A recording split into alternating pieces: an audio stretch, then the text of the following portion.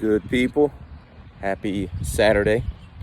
My name is Desmond. This is the All Go Podcast, sports podcast where we talk about football, basketball. I usually do a video like every other day. Before I get rolling, happy Father's Day to all my dads out there. I am one as well. Have fun. Play some golf or do whatever. Chill. It's your day. It's a big deal. I love you. Also, happy Juneteenth. Wonderful celebration. If you don't know what that is, then do some research. It's a wonderful celebration. Today, I want to talk about the college football playoff expansion. The proposal went in front of the college football subcommittee, and I believe, can't remember if they voted on it or not. It doesn't matter. It's going to get approved. We're going to 12 teams and probably in 2 years. So I believe I've got everything down as far as what the new college football playoffs going to look like, and what it is that it's a 12-team playoff. What the committee will do is they will rank the top 6 conference champions, and that will include obviously a group of 5 champion, because we have 5 Power 5 conferences, which is the SEC, Big 12, ACC, Pac-12, and who am I meaning? Did I say Big 10? Big 10. Anyway, you know, so those 5 are the Power 5 conferences, and then we have 5 Group of 5 conferences. So no matter what, a G5 Group of 5 team is always going to get in. So they check the first thing off of the box, which is give the little guys a shot. So I think that is definitely a good thing. And before I get into it, I am someone who I was against playoff expansion because my number one reason is it should be difficult to play for the national championship. Like, it should not be an easy thing. Essentially, I this is just speaking for myself, don't want to see a 7-5 team potentially a chance to play for a national championship. I just don't. You essentially had your opportunities to play for a national championship, and you lost 5 times. That's kind of how I look at it. Now, there's an argument to be made of teams that may lose early, 1 or 2 games, and really hit their stride midway through the season and, go on a run and win out. That's a very fair argument. But what I would also say is don't lose those 2 games early in the season. But nonetheless, I do actually like the proposal with the 12-team playoff. So getting back to that, we're going to rank the top 6 conference champions. And from there, those teams will be seeded 1 through 6. And then teams 7 through, am I saying this right? I think so. So the top 4 get a bye. And then teams 5 through 12 are seeded and matched up, where 5 plays 12, 6 plays 11, 7, 10, 8, 9 are the matchups. Teams ranked 5, 6, 7, and 8 will actually play a first round playoff game at home. So huge incentive there, to have a home game. And then the winner of those games will be seeded and play the top 4. So I think the 1-5 matchup would play number 1 team, and we go on from there.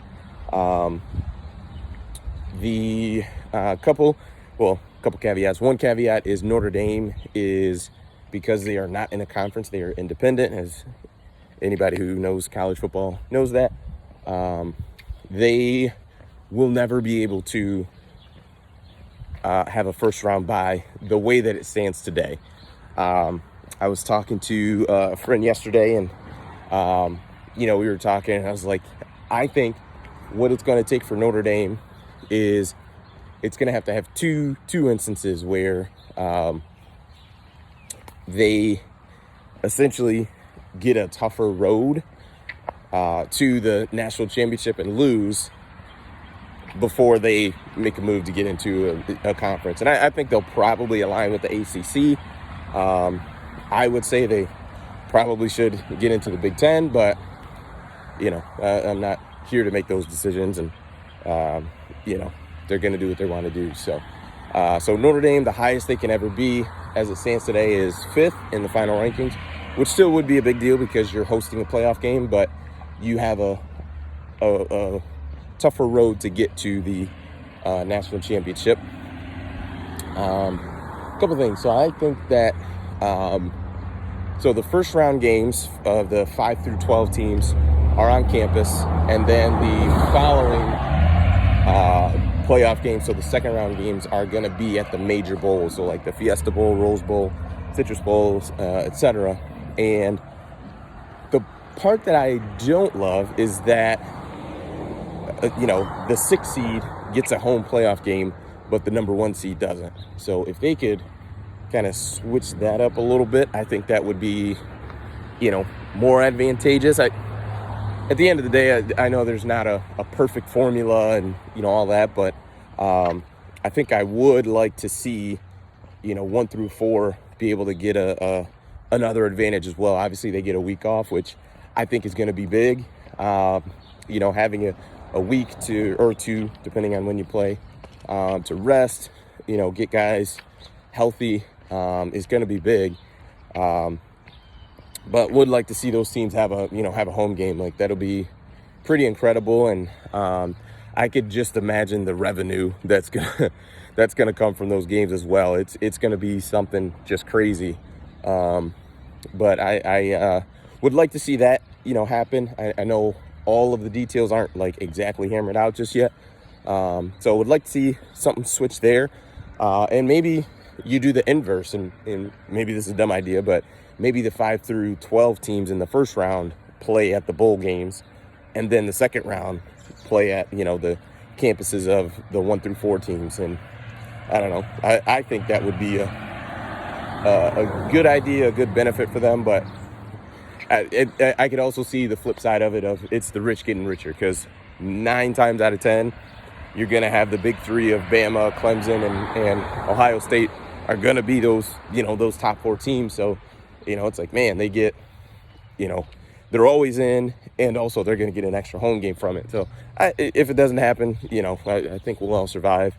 But essentially the thing that I think about is like a couple reasons I don't like the playoff expansion is, well, my criticism, I guess I'll say, is especially recently, we haven't really had even 4 teams in probably the last 3 to 4 years to, that are qualified to be in that top 4.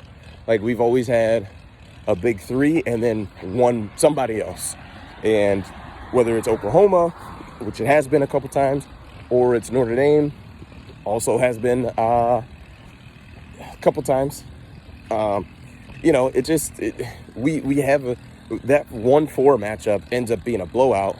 And, the thing is if the 4th team can't really, hold up against, the number 1 team or the top couple teams, then how do we figure that, the number 10 team is going to be able to play number 7?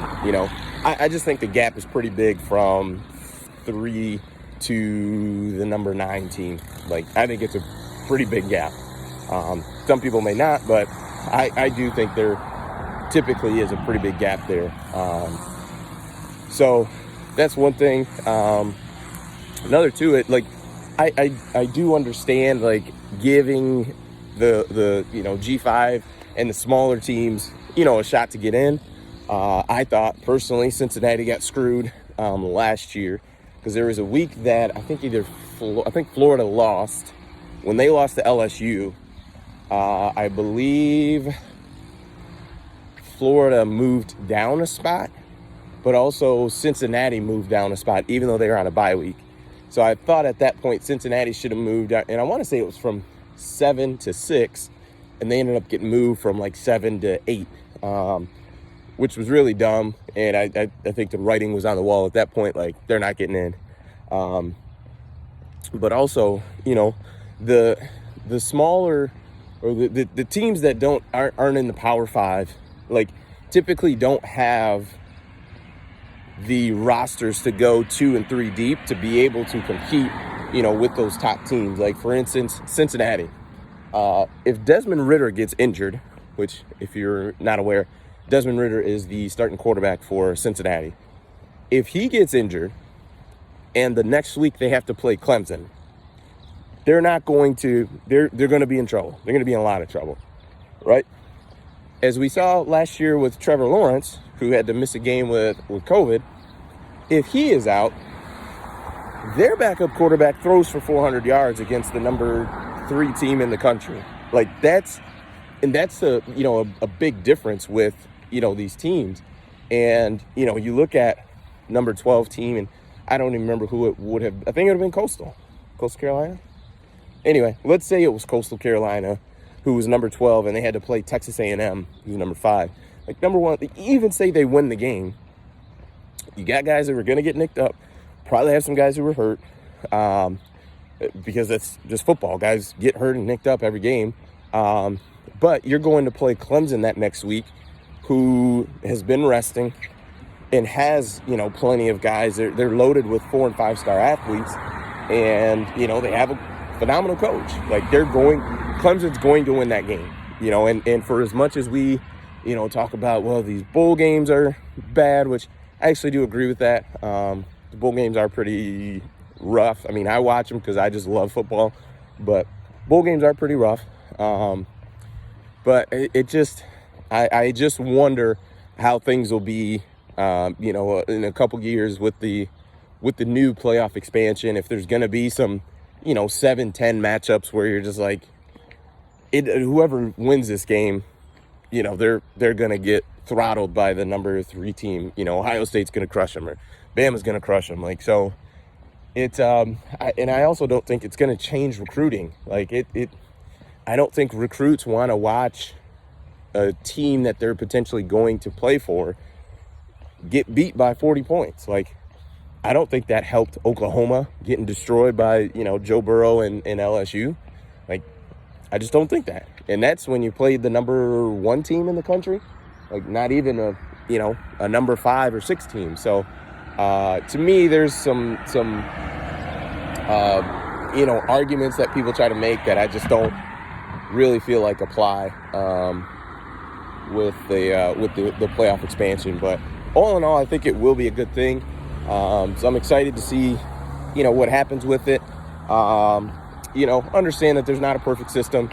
It just kind of is what it is. So, you know, we got to deal with it, got to evolve, but, you know, we'll see what happens. So, should be a couple other videos popping up right now. So feel free to click one of those and, watch a couple other of my videos. And while you're here, please like and subscribe. I appreciate your time. Peace.